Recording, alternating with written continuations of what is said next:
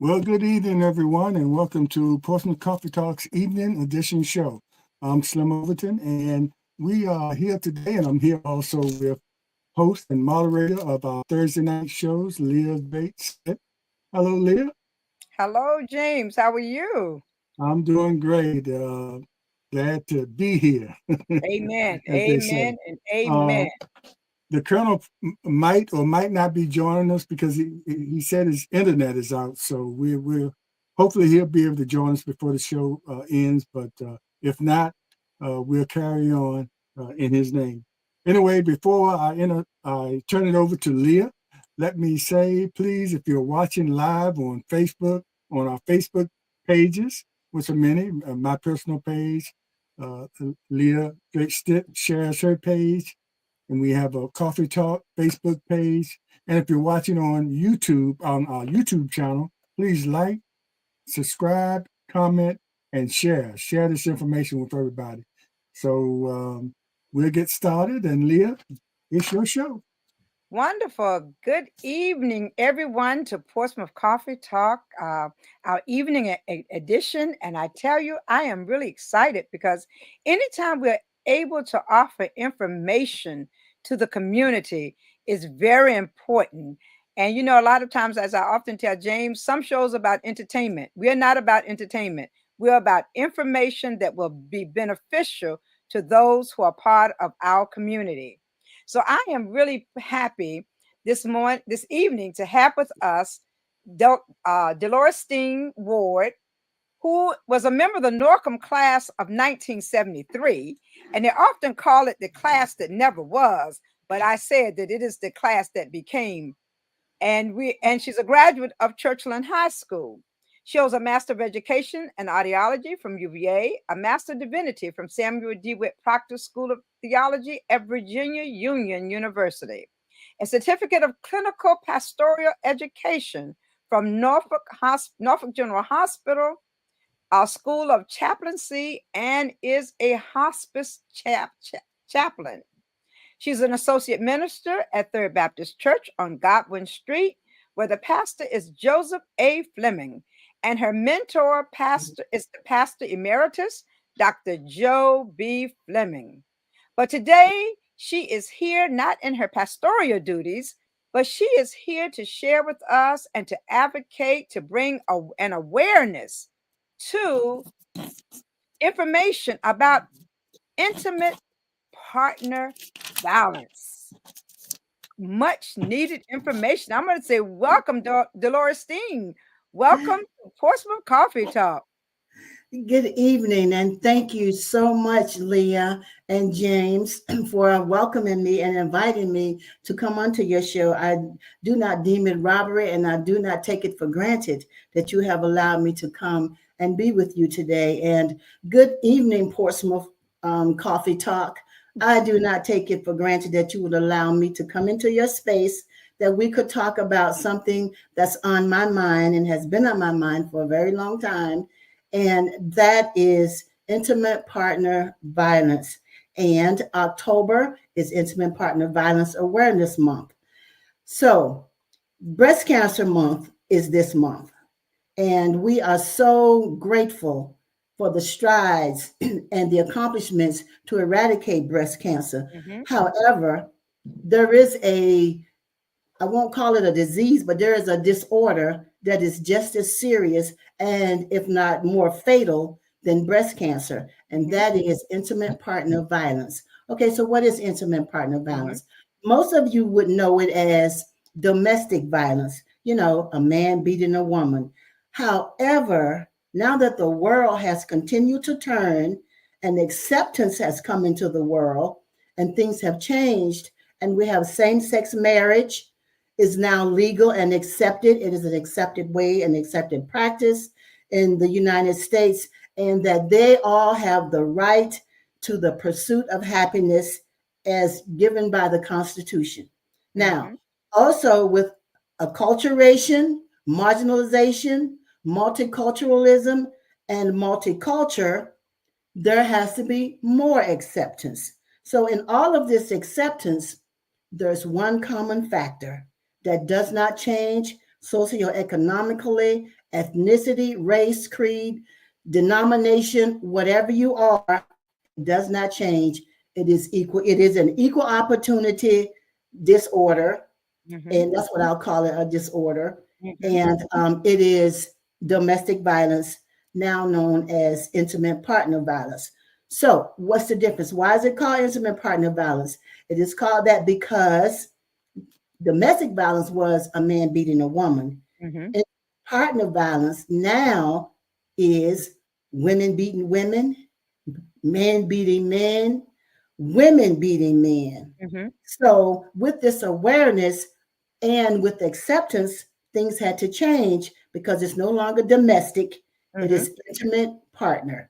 So, where did it all come from? Intimate partner violence, it is abusive aggression that occurs in a romantic relationship, and it refers to both current and former spouses and dating partners. It is purposeful, deliberate behavior to gain power and control over another person.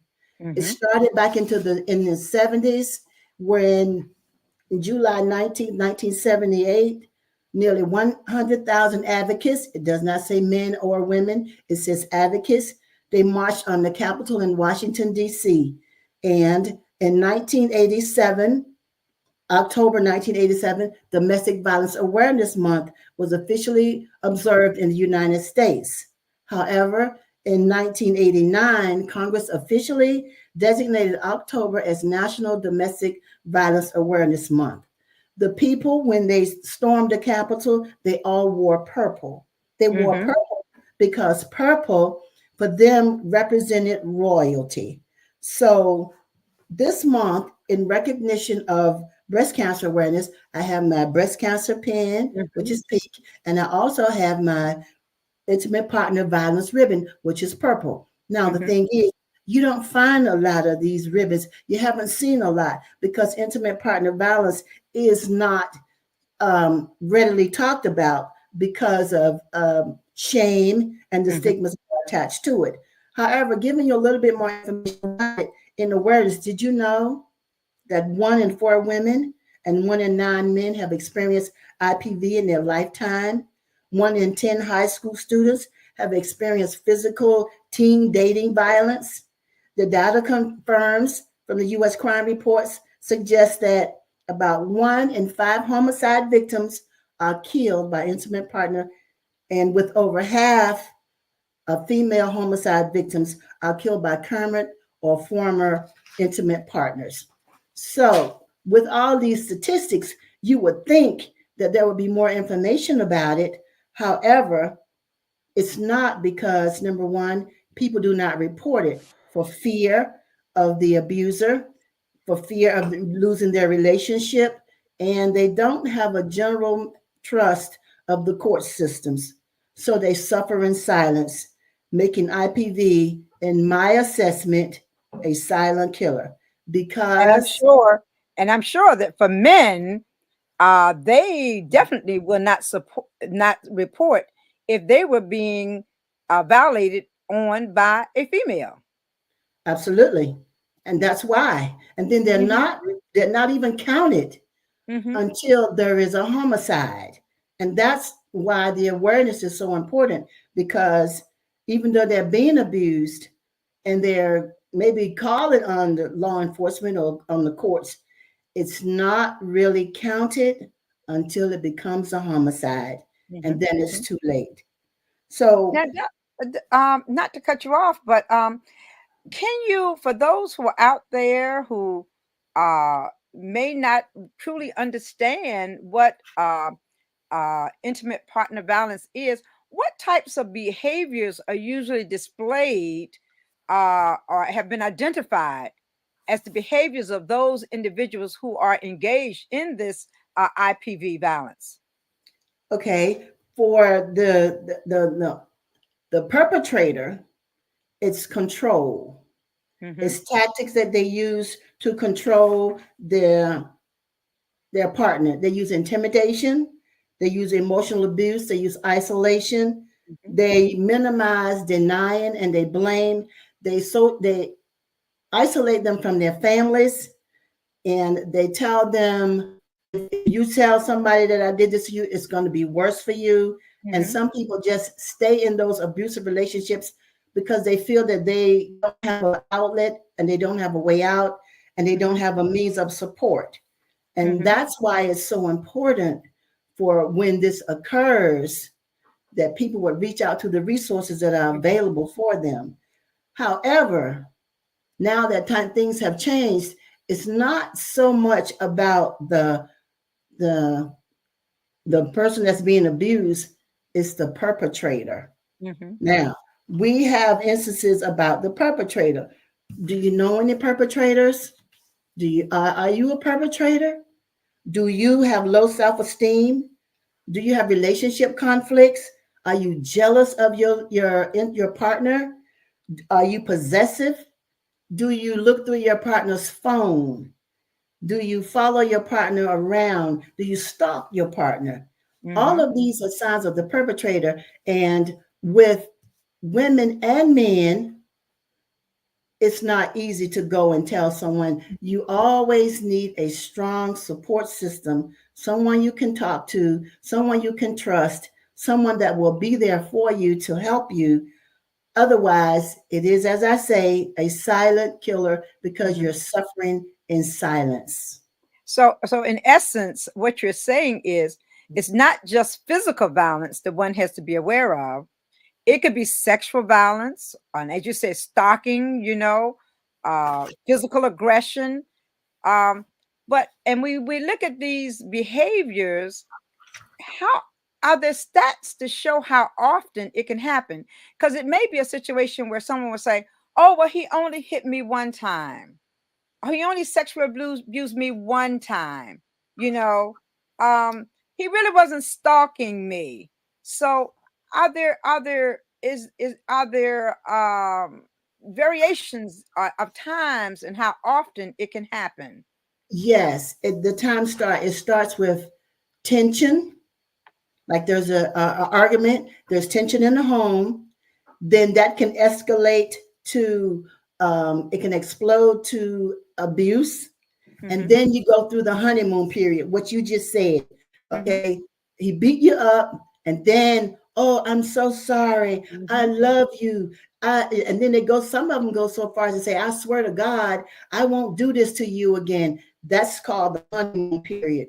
And during that time, the abused partner thinks that things are going to change. And just like a honeymoon, everything's smooth for a little while. And then one thing can happen and boom, you're right back to where you started. And the abuse starts all over again. And Delorestne, would you say that this IPV, it does have an impact on the children? So it could be interpersonal violence on the children just by the children observing what's taking place in the household. Yeah, because children live what they learn. And intimate partner violence, like a lot of behaviors, start early in life. If a young man grows up in a home where he see the father figure always abusing the mother or always abusing the female, then he thinks that's how it should be.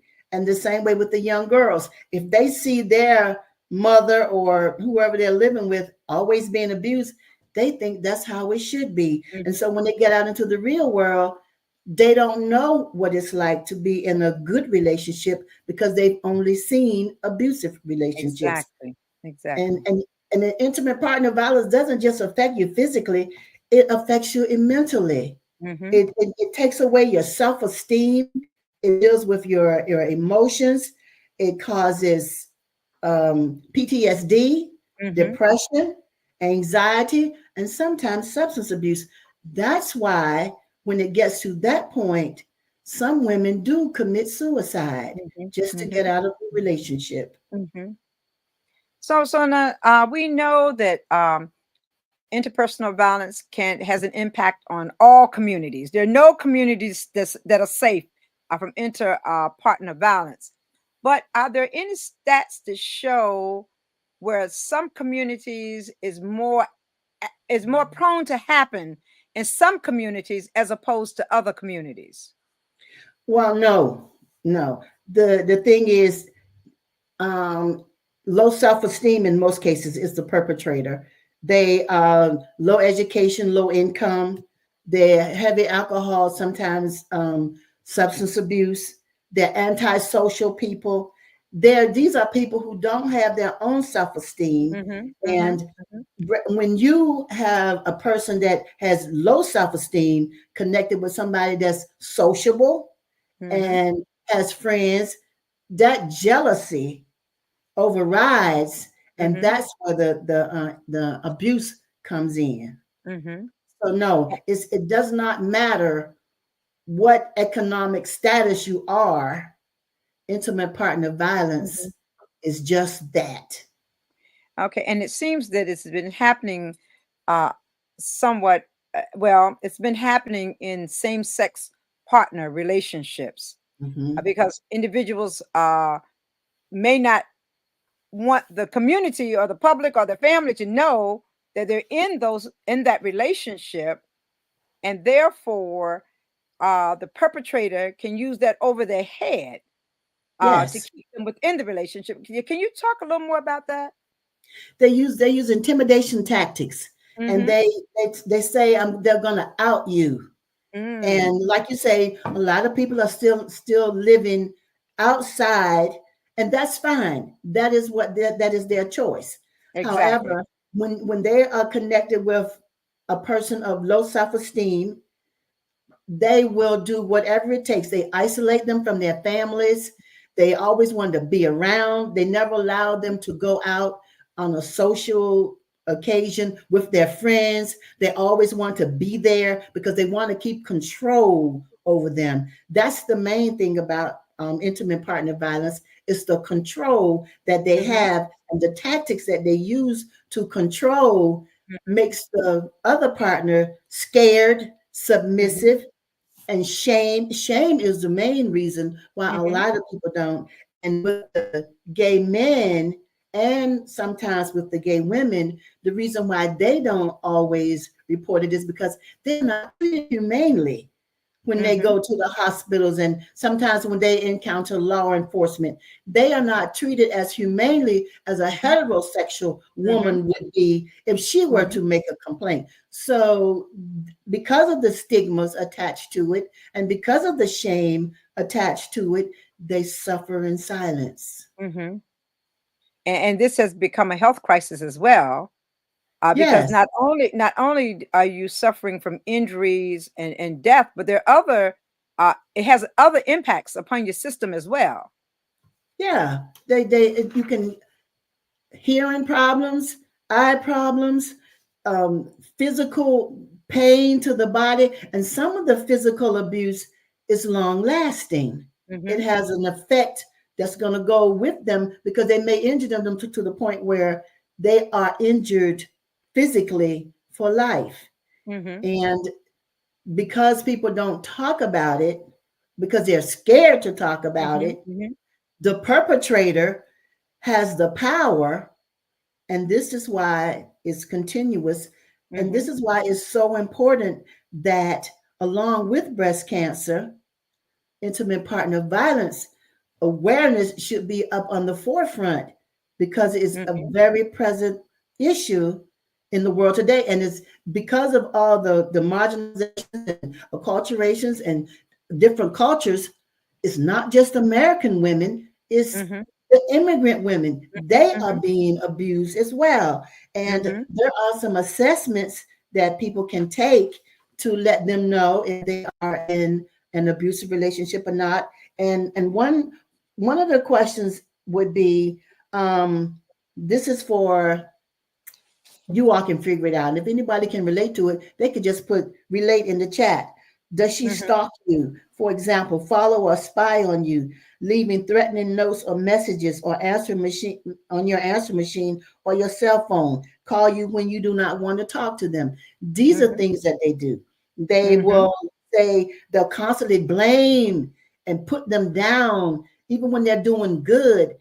Their partner, because their partner has such low self-esteem, will put them down, and that bringing them down will have an adverse effect on them and then they'll start feeling what that partner is feeling. They'll start thinking less of themselves, what the partner wants them to do. And the more the partner can intimidate and use the tactics to keep them under control, the more they will control them. Mm-hmm.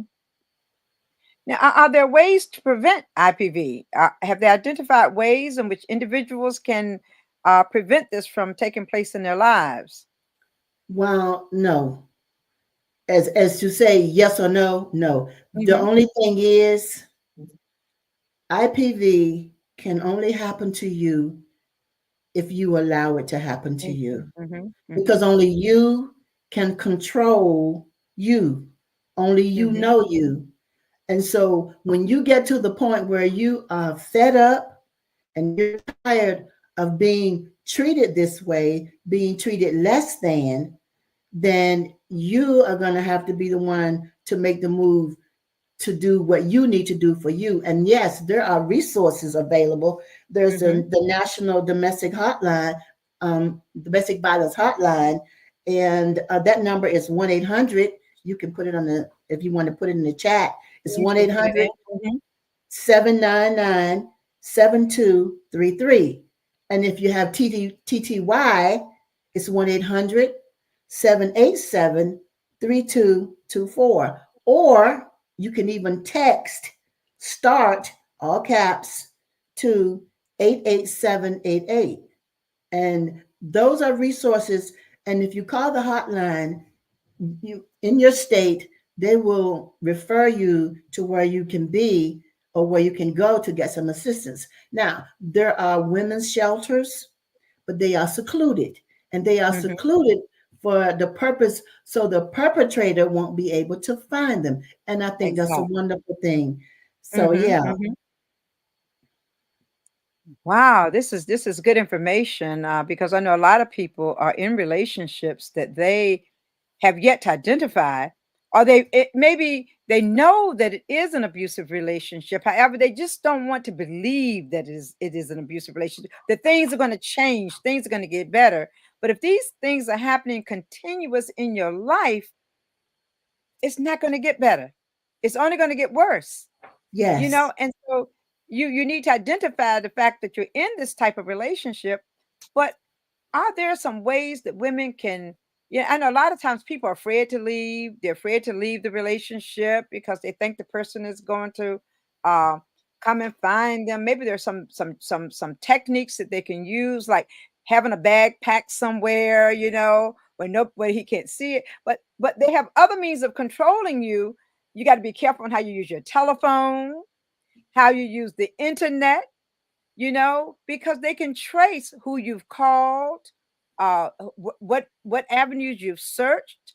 So if you're in this abusive relationship, if you're working, if you're going to search for avenues for help, you need to do it at work, not on a Yes. family computer where the person can check to see what you're searching. James, I see your hands up. Yeah, Leah, I just want you, in relationship to what you're talking about, I think in most cases, admiration or love comes first before you even see any of those signs, and you're kind of Exactly. hooked in. But I want to ask a question about, since it covers a broad relationships, not only marriage, the people that live together and things like that. And you would think, marriage is, it's a little harder, when you had that legal document, a little harder to sort of get out of it. And then some people are traditionalists, don't believe in divorce or something like that. But someone that's just living together, you would think that would be easier, to walk away from that. But even people living together, the way it is today, most people are sharing things just like they are married. So it's Mm-hmm. still a little difficult to get away. But are the stats showing that people that are married compared to people that are just living together or just having a relationship, that it's any difference in people just getting away from that? Or it's all the same because of what I said in the beginning, admiration and love comes first. Mm-hmm. Yeah, Mm-hmm. because of what you said first, and a lot of people don't leave because of the materialist stuff. and they do stay in. And it is, as she said, they need to have a bag packed somewhere over at a friend's house if need be. So when it does happen, they have a refuge to go. However, you got to have a real friend.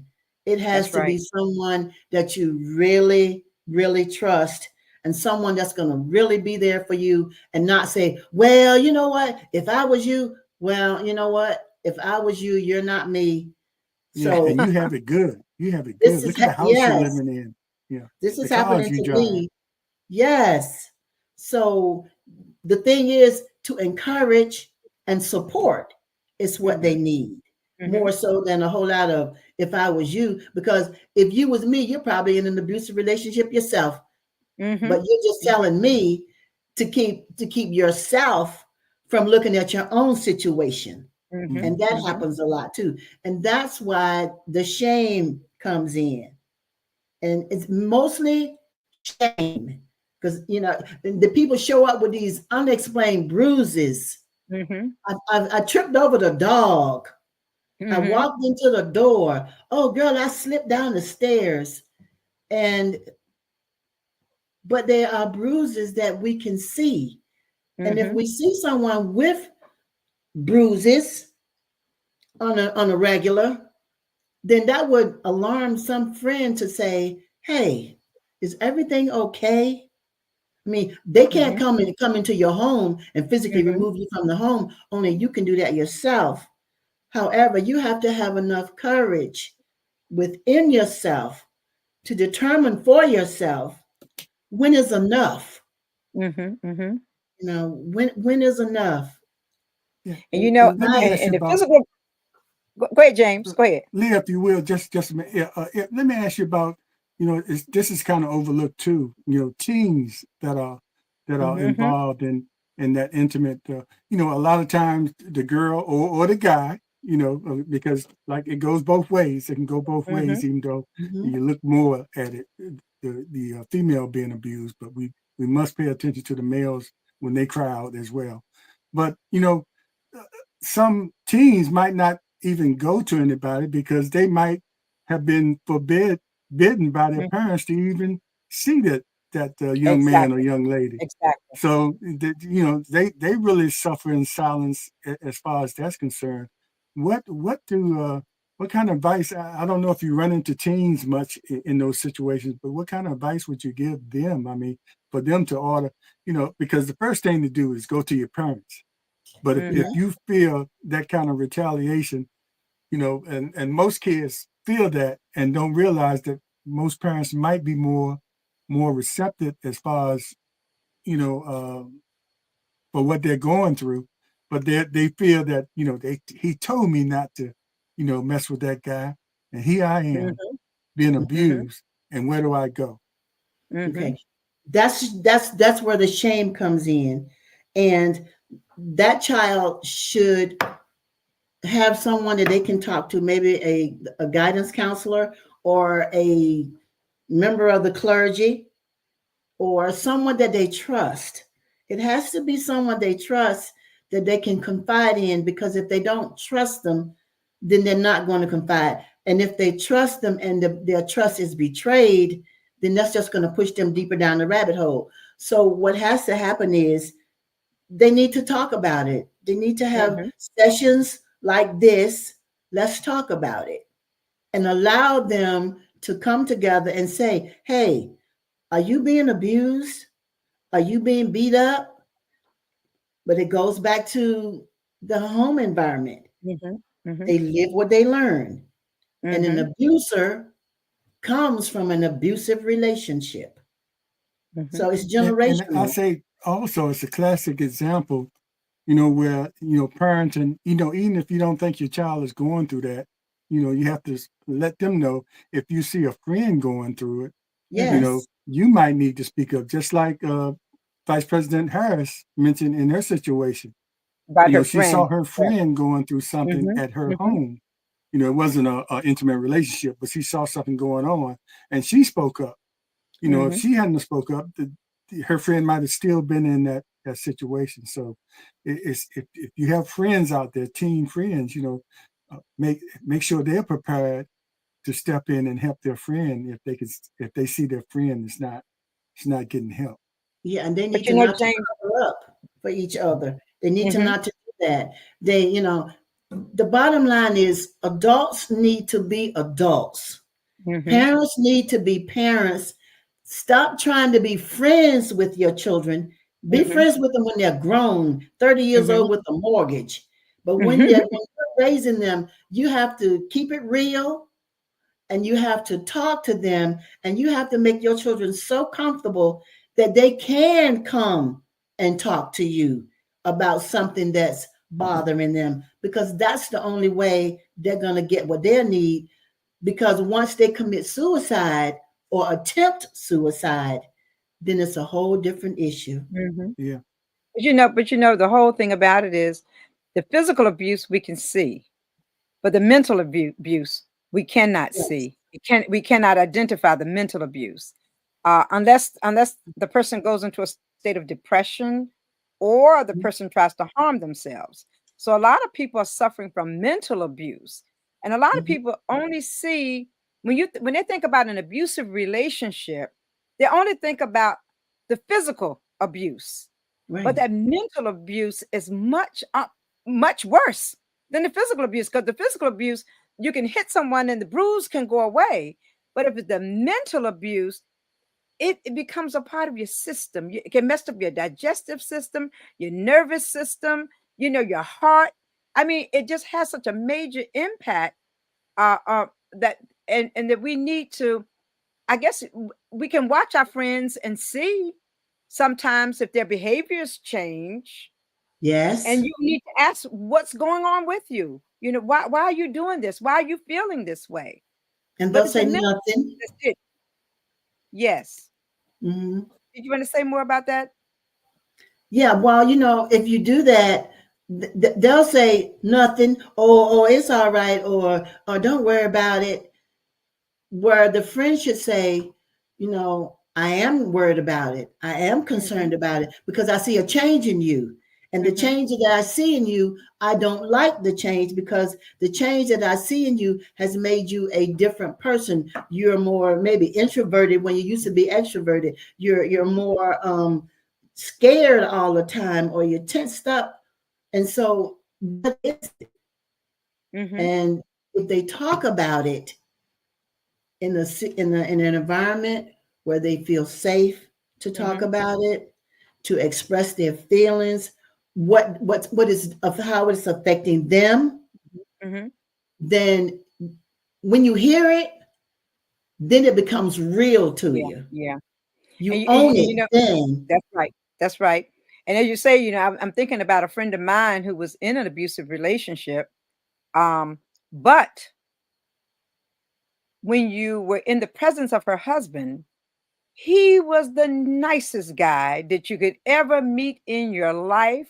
He always said the right things. He always did the right things. He was very entertaining, very comical.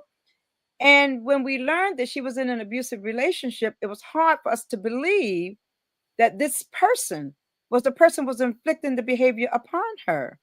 So, Mhm. they can hide a lot of things, but I mean, we couldn't see it. We couldn't identify it because we just could not believe that he would be that type of person who would do that. But she was indeed in an abusive relationship. That's the nature of So, the beast, of the perpetrator. mm-hmm, That was his way of yeah, controlling her. He controlled her around you all, because when you all were around and he was doing all the talking and making mm-hmm. all the comments, and I do this for her and I do that for her. That's controlling her. Buying her lovely gifts, buying beautiful things for her. Mhm. And she was You know, always tense the whole and time. I bet you she was always tense, had a always tense, since yeah, and never said much, and never that's laughed right, much, and exactly. never had a conversation without including him in the Hmm. Hmm. conversation, because it would be a fight Never. when she left. That's right. That's right. And impeccably dressed because he bought Yes, every outfit that she wore. and So told she her what couldn't to even wear. choose. Yes, yes. And it started off really with the things that he was giving her. that's how it all started. But then it advanced on to a higher level. But anyway, yes, and it's something that we need to look at as well. But I'm concerned about this mutual violence. You know, where both partners are being violent against each other. Have you seen or heard of incidents like that? No, I haven't, and I think that would be really hard, because if both of them are abusing each other, then eventually one of them is going to end up a fatality, and that's an extra unhealthy relationship to be in. However, in a relationship like that, there's no dominant person, so you won't have a relationship like that where they Exactly. both beat up on each other, because in intimate partner violence, there's always a dominant. There's one that has the control. There's one that uses tactics to control. And if you don't have those, you don't have the control, then you don't have the abuse. In instances like that, they just like to fight. Just like to have a battle. Yeah, they just Okay, like to Eric fight. Berman says a person controlling is what you call a narcissist. You are so Yes, right, Eric Berman. That is so true. yes. But what? I Let's had talk. Go ahead. Go ahead. I had a gay person tell me that they were in a narcissistic relationship, and she didn't know that she was in a narcissistic relationship until the psychiatrist told her that if she did not get away from that other person, that she was going to die. And when I asked her, did she know? She said no. She just felt like the other person was just needed attention. And so, because the other person needed attention, that was their way of getting attention, by controlling her. However, when she got away from that relationship and got with another person, the other person came back to the relationship and tried to get back in between that. So they don't give up, but they always try to find a way to keep them subdued and manipulated. So, So thank what are you for your that thoughts on question. what are your thoughts on people who are in abusive relationships, but the abuse is related to alcohol and drugs? When they're not in that alcoholic or drug state, is they're a totally different person. So, what are the thoughts on those who are in the relationships that the person becomes abusive when they're engaged in the alcohol and the drugs? They're abusive all the time. The alcohol and the drugs just gives them the courage to do what they want to do anyway. You know, old people used to say when people get drunk, they say stuff, and then That's right. That's right. tomorrow they'll say, "Oh, girl, I didn't mean that. I was drunk." No, that was in your heart, on your spirit all the time. You wanted to say it. You use the alcohol to give you the courage to do it. So in situations like that, the alcohol and the drugs gives them the courage to be in control. So when we're looking at this inter-partner violence, we're looking at sexual abuse, Yes. physical abuse, psychological aggression, stalking, and Unwanted pregnancies. cyclical abuse. You know, it happens repeatedly, and it may not happen. It may not happen constantly, but you know that when the trigger, and you can see Yes. the triggers that take place. You And know, you can see the so triggers you can see the triggers in one of your friends. Like your friend you were talking about, she was always, tensed, because she knew if she said anything contrary to what he would say, then he would beat her up once you all left. And so that in itself is enough for someone to say, I've had enough.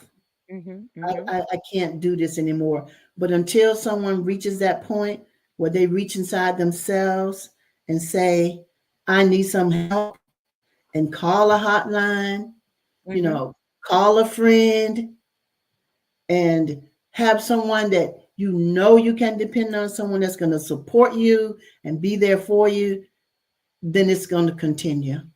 Mm-hmm. And and at this time, just for those who may have just come on, could you share those numbers again, as to the hotlines that they can call if they are in an abusive relationship? Okay, the National Domestic Violence Hotline is a 24/7 hotline. That number is 1-800-799-233. Can I put it in the chat? Yes, you may. Okay, hold on. I'll put it in the chat. Okay. You talk, I'll type. So, um, I, James, go ahead. I just want, this whole conversation is about, recognizing and trying to get out of it. How is it any possibilities for the person that is the abuser going to counseling or by himself or herself or together with their partners to try to salvage the relationship? Or is, is as far as we're talking about, this is at a crisis stage where the most uh, the best way to do is just get out of it. Well, Is there counseling any is way to good. salvage that relationship? If that's what they really want. If they want the relationship, yes, it can be Yes. salvaged. However, it would take counseling. It would take individual counseling on her part, individual counseling on his part, and then maybe therapy counsel, couples counseling.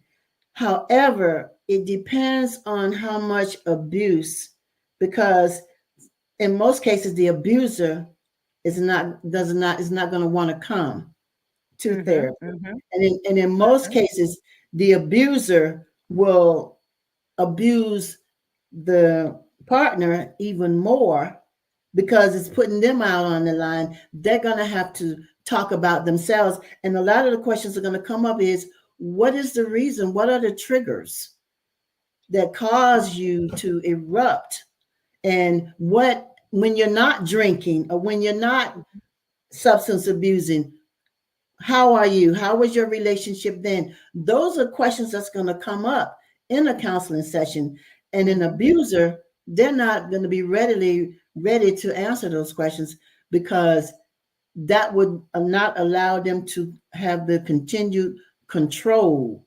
And once the abused find out that they have some resources and they can gain some control over themselves, then it reduces the perpetrator's control, and they're not going to allow that to happen. So it's a very light thing that has to happen. They can't come together initially, because they may fight in the therapist's office, depending on the abuser. The perpetrator, she, it, they may, Hey, hey, you know, I've seen him in the courthouse. I've seen him in the courthouse, and yeah. they get to battling I, right in the courthouse. So Mhm. what yeah, they may do in the I had to counseling throw this office. in. I saw a movie one time where this couple and they were, around other couples, but they always fought each other. I mean, and it got violent tonight. They pulled knives on each other and cut each other. And in every scene you would see one of them bandaged up or patched up. But the people around them said, "Hey, it must be love if they take that abuse from each other." Of course, it was a movie, but I can imagine most movies are just an imitation of life Of life. itself. And It's that's just a one of little those mutual. dramatized, but That's one of those mutual about IVPs that we talked about earlier, where each one was beating the other one up. So, but Yeah. it's not a laughing matter, people. Today we are talking about intimate partner violence, which is abuse or aggression that occurs in a romantic relationship. Intimate Mhm. partners refer to both current and former spouses and dating partners. It Yes. affects all communities are impacted upon it. There are no economical those there are no economic change differences that make a difference with it, because it happens in every aspect of the economic realm And life. and Rich life beat in up rich, general. poor beat up poor, and everybody Uh-huh. in between get beat up. So that's why it's called intimate partner, because it's no longer a man beating up a woman. Mm-hmm. And people need to understand that. And there are assessments that people can take. However, if you take an assessment, you need to make sure that your partner can't get his or her eyes on it, because then Mm-hmm. that will cause you more problems. I did do one study where I did intimate partner violence, and one of the assessments has a calendar with it. Mm-hmm. And what has to happen is every time you get abused, you mark it on the calendar, and you use the Likert score from 0 to 10, the severity, and you put Mm-hmm. all of that on the calendar, and you put the calendar by the mirror. And if you look at the mirror, you're looking at yourself, how you have been abused, then you're Mm-hmm. marking it down. That's got to resonate with you eventually, where you're going to look Mm-hmm. in the mirror and say, I don't want to look like this anymore. I don't Mm-hmm. want this anymore. I want better for my life. Because if you have children, your children are watching. And Mm-hmm. this is Mm-hmm. why the teenagers are being abusive to the young boys, are being abusive to the girls. Maybe the girls are being abusive to the other girls, or Mm-hmm. however you would have it. The bottom line is they've learned it at home. It's generational. And until it is confronted and addressed, it's going to continue, and the fatalities are going to go up. Mm-hmm. Mm-hmm. And it's important that we, well, like we said, it happens in all communities. It's important also that men, there are men who are being abused by their wives. They Yes, don't want to share that information because they don't want people to know that they're in an abusive relationship. But there are a lot of shame, men who are in abusive relationships. shame. Yeah, Yes. even that, Yes. even with that, Leah, being ashamed, but the believability of the people around them. Mm-hmm. You know, Mm-hmm. Mm-hmm. will they Mm-hmm. really believe that man? You Exactly. remember Exactly. Terry Crews? Terry Crews, the Yes. actor, the big muscular guy, Uh-huh. when he Uh-huh. first came out and talked about how he was just wasn't really, well, I guess you can call it abuse, where somebody just took advantage and just assumed and wanted to grab him in places where he didn't want to be grabbed. At first, nobody Mm-hmm. would believe. He said, "Well, somebody as big as you should be able to fight that off," but Mm-hmm. that wasn't his way of dealing with it. His way of dealing with it Exactly. was coming out Exactly. and letting the public know. And Yeah. that probably freed it up for other men to come Mm-hmm. out Mm-hmm. and say, yeah, well, I've been abused too. And it's no shame. Mm-hmm. Anytime Terry Crews, as big as he Yeah. is, can come out and admit something like that. It's Mm-hmm. So it's intimidation. the believability, even with same sex, you might tend to believe a heterosexual relationship coming Yes. out and exposing that, as opposed to a homosexual or Exactly. a teenage or something like that, or a Mm-hmm. man coming Mm-hmm. out. So is that factor in there that probably keeps a lot of people from even Mm-hmm. Mm-hmm. saying anything for a long time. Yeah, absolutely. Or So, in reference to what you said, James, you have a man, which I saw not too long ago, who was being abused, and he was a pretty big guy, but the person who was abusing him, the woman, was so tiny. She was so mhm, tiny that no one believed that she could possibly be abusing this big man. But he was a very mild-mannered man, mhm, mhm, and she was abusing him. But of course, he wouldn't talk about it. Once again, mhm, that shame factor came yeah, in. So he just took the abuse yeah, until one day he was physically hurt with the mhm, item that she used to hit him with, and mhm, that's when it came out that this had been going on over a period of time. And they yeah, found out too through the children. The children made it aware of the fact that this man had been abused over a period of time, but never discussed it and never shared it with mhm. anyone. And that's one of the stigmas involved with it. It's just like with the stigma of mental health.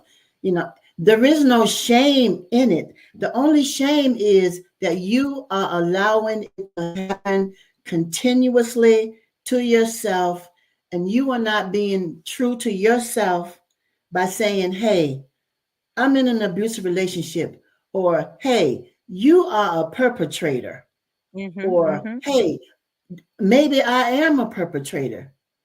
And Mm-hmm. then you go and you seek help, because help is Mm-hmm. available. However, help is not going to come to you. You have to Exactly. go to help. Well, So I do want to give everybody a homework assignment, if that's okay with you, Leah. yes, ma'am. Since this is Intimate Partner Violence Awareness Month and the color is purple, I would like to ask your audience that any of you who are listening, or any of you who may have some friends, and you all get together, wear purple, go to luncheon, or have a late or early dinner, and everybody's dressed in purple. Someone is going to say, hey, are you all a club? What are you all Mm-hmm. doing? What do you all have on purple? Then you can Mm-hmm. say, we're spreading intimate partner violence awareness, and then you'll be able to talk. Mm-hmm. Sounds good to me. It sounds good. Yeah. And it is something that we all need to be aware of. It is something that we need to discuss with our children to let them know what are good touches, what are bad touches, not to be abused sexually, or if you have someone stalking you, you need to be aware that that's not good. If your boyfriend is following you all over the place, that's not a good thing. If somebody's forcing you to do something sexually that you would not do, that's not Mhm. a good thing. So you have to look at the signs. You have to look at those things that have been identified as IVP, recognize them, and when you see it taking place, you need to get out of that relationship. Don't think that it's going to get better, because it's not going to get better. Yeah. And if you're in that relationship, have a plan of action as to how you can escape from that relationship. Don't use your cell phone. Don't use your personal computer. Have a bag packed that you can leave when you need to leave, and have someone that you can be confident in talking to and sharing this information. Um, Delorestine, this has been some great information.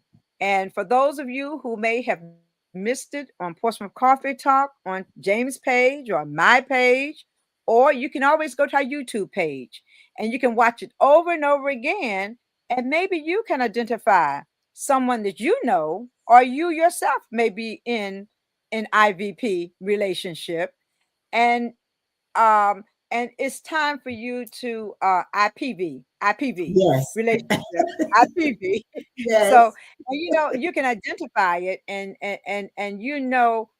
some of the things you need to do, where the hotline, how to get to the hotline, who to call, and what to do. So, Delorestine, you want to give us some last words? You've done an amazing job. Let me start with that, and I thank you so very much for wanting to come on Portsmouth Coffee Talk, and being willing to share this valuable information, and encourage those individuals to wear purple, get together, have people to ask you questions so that you can address the fact of inter intimate person. Yes, James. Yeah, I just James. wanted to say before the lost team gives her last comments. For one thing, if you see me out and I have on purple, no, I'm not a Q. Okay, so we'll get that crossed. Uh, but I wanted to make a suggestion about a book to read, and this has been she's been a guest on our show before. Her name is Oh Kalima yes. Overton. Amen. No relations, but she wrote a book called In Plain Sight, and Yeah. Mm, it's That's her a good. experience and what she went through. And Mhm. throughout the book, she talked to other other ladies, and I think some men that had gone mm-hmm, through, that kind of abuse, and and the title describes how it can happen right in plain sight. The manipulation. How they pull you in at first, and then mm-hmm. later on the abuse starts pretty early on. So Yes. Yes. Check Yes. that book out. She's been a guest on our show called In Plain Sight by Yeah, that Kalima is Overton and Sight. Amin. And James, and that's where it happens, in plain sight. In Right plain before our sight. eyes, but we just can't see it. We can't see Yeah. it. So in closing, I want to say thank you all for allowing us to come into your space. I hope that we said something that helped you, something that you can relate to, or something that will make you think about it and self-think and say, am I in an abusive relationship? And always remember, you're not alone. Don't suffer alone and die. Thank you Mhm. so much. Thank you so very much. Thank you for sharing this valuable information.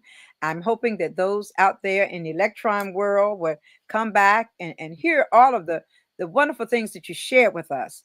And so that they too can identify whether they themselves or someone they know is in an abusive relationship. And it's Yes. important that you identify early before there's real harm or danger brought to those individuals who are being harmed. So I want to thank you once again. Thank you so very much, Miss Norcomite. We're going to claim you as a Norcomite, not as a Churchlandite, but as a Norcomite. But we Go want truckers. to oh no. Yes, But we I want to think she said earlier when I talked to her, it depends on the time of the week, which allegiance she shows. Yeah, oh depends on who's okay. paying. But Depends on I who's think the paying. So Norcom side is really strong. I think you the got to Norcom do it side that is way. really strong. You got to do it both ways. I mean, 2 years here, 2 years there. But Yeah, that's my equal. Yeah, allegiance is the what is it? Burgundy and gray. That There is you my go. allegiance. Yeah. There yeah. you go. And So that's the thank That's same where thing you you had for started. union. That's That's where what you you had for started. union, wasn't it? Same Yeah, color, you too. same UVA was purple, was blue and orange. So color. nobody's Yes, blue and blue orange and here. orange for UVA. Yeah, so Yes. thank you all so much, and peace be with all of you. And Peace be with please you. don't suffer. Talk about it. Tell your children about it. Encourage yourselves and go forward and create something new for yourself. And don't Mhm. be abused. Exactly. Thank you so much for allowing me into your space. Thank Have a good you. evening. Thank Thank All you. right. Thanks everybody for watching, and we'll see you next time.